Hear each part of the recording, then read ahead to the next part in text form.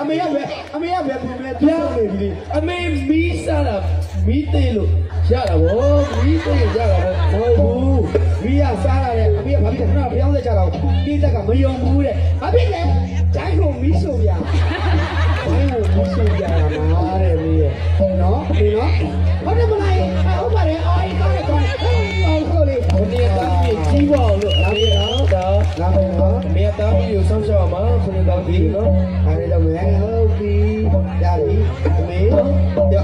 ကြီးပါမီးအကြီးကဲဟေးအဲ့ကိုပြီးဆိုပြပါလားမေခဲကလာရဲ့မေဘဘလည်းကြည့်ဦးမေဘဘကဒီအစိတ်ပါသုံးလုံးကနေပြီးရဲ့အလုံးကနေပဲဟမ်ဘယ်တော့လေးလုံးမေပါနေပါဦးပြောလေနှလုံးလေးဒီမေကဲဆိုင်တိုင်းကတွေအမေကခေါင်းကချုပ်တယ်ဟေးအမေမပို့တော့ကျန်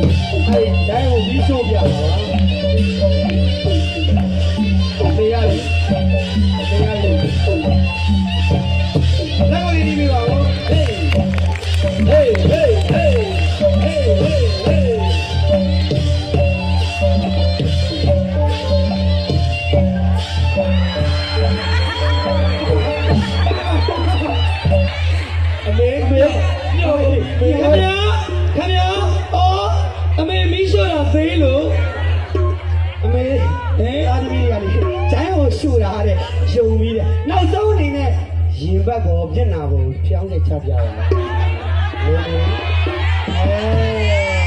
အောင်မီးရှို့တာမီးသေးလို့လားโอเคပါ